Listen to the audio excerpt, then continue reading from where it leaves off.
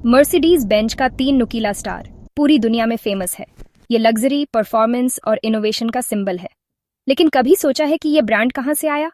Petrol hits, तैयार हो जाओ, क्योंकि आज हम मर्सिडीज बेंज के शुरुआत से लेकर दुनिया के सबसे रिस्पेक्टेड ऑटोमेकर बनने तक के सफर पर जा रहे हैं।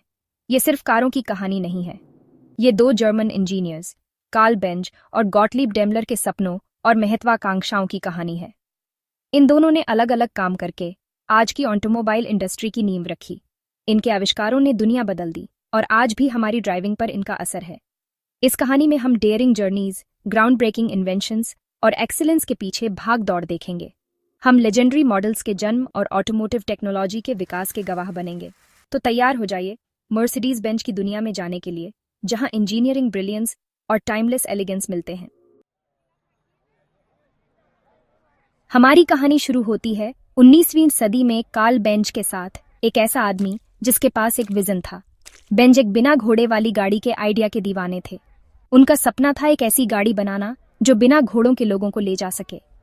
1886 में उनका सपना बेंज पेटेंट मोटरवैगन के बनने के साथ हकीकत बन गया। मोटरवैगन आज की स्लीक मर्सिडीज बेंज कारों से बिल्कुल अलग थी। ये 3 पहियों वाली एक अजीब सी गाड़ी थी जो एक सिंगल सिलेंडर इंजन से चलती थी, लेकिन ये रेवोल्यूशनरी थी। मोटरवैगन दुनिया की पहली प्रैक्टिकल ऑटोमोबाइल थी और इसने पर्सनल ट्रांसपोर्टेशन में एक नए युग की शुरुआत की। बेंज का आविष्कार रातों रात सक्सेसफुल नहीं हुआ। लोग इस नई मशीन को लेकर शक में थे। ये शोर करती थी, बदबू करती थी और चलाना मुश्किल था। लेकिन बेंज ने हार नहीं मानी। वो लगातार अपने डिजाइन को बेहतर बनाते रहे और इसकी परफॉर्मेंस सुधारते रहे। उनकी दृढ़ता ने ऑटोमोबाइल को आम लोगों तक पहुंचाने का रास्ता बनाया। जब कार्ल बेंज अपना मोटरवैगन बनाने में बिजी थे, तब एक और जर्मन इन्वेंटर गॉटलीब डेमलर अपने खुद के ऑटोमोटिव क्रिएशंस पर काम कर रहे थे। डेमलर भी बेंज की तरह इनोवेशन के दीवाने थे और उन्होंने इंटरनल कंबशन इंजन के डेवलपमेंट में बहुत बड़ा योगदान दिया। 1885 में डेमलर और उनके पार्टनर विल्हेम मेबैक ने ग्रैंडफादर क्लॉक इंजन बनाया। ये हल्का, हाई स्पीड इंजन बहुत बड़ा बदलाव लेकर आया।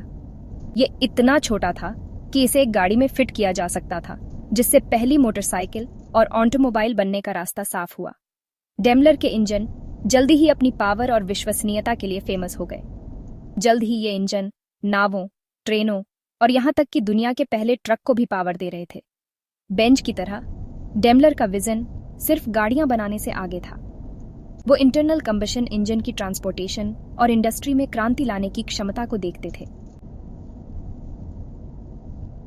भाग 4, बर्था बेंज की साहसिक ड्राइव, इतिहास पर एक महिला का स्पर्श।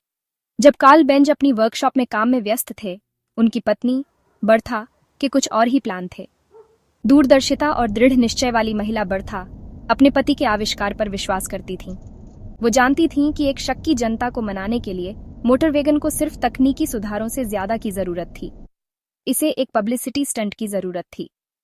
अगस्त 1888 में अपने पति को बिना बताए बर्था ने एक साहसिक यात्रा शुरू की।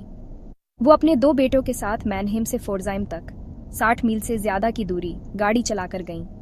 ये कोई संडे ड्राइव नहीं थी। रास्ते कच्चे थे, कार भरोसेमंद नहीं थी और यात्रा चुनौतियों से भरी थी। बर्था की यात्रा उनके साहस और संसाधनशीलता का प्रमाण थी।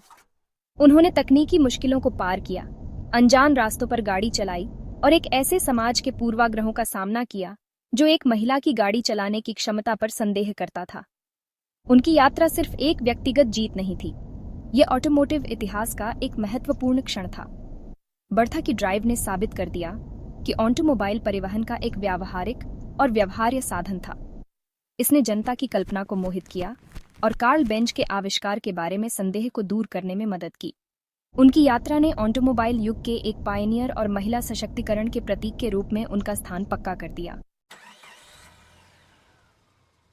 भाग 5, मर्सिडीज की विरासत, एमिल जेलिनेक और ब्रांडिंग की ताकत।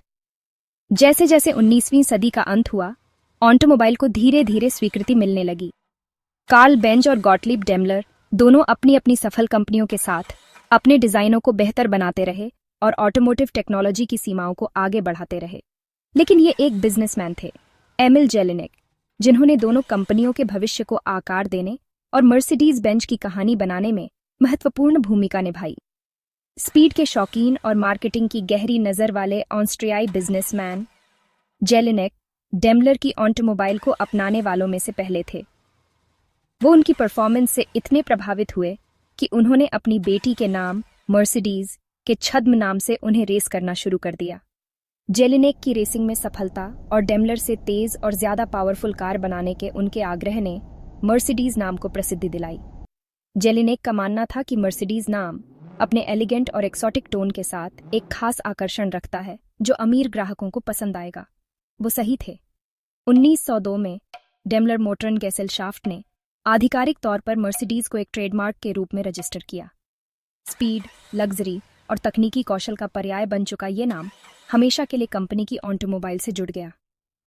जेलिनेक के विजन और मार्केटिंग जीनियस ने इतिहास के सबसे स्थायी और प्रतिष्ठित ब्रांडों में से एक की नींव रखी थी।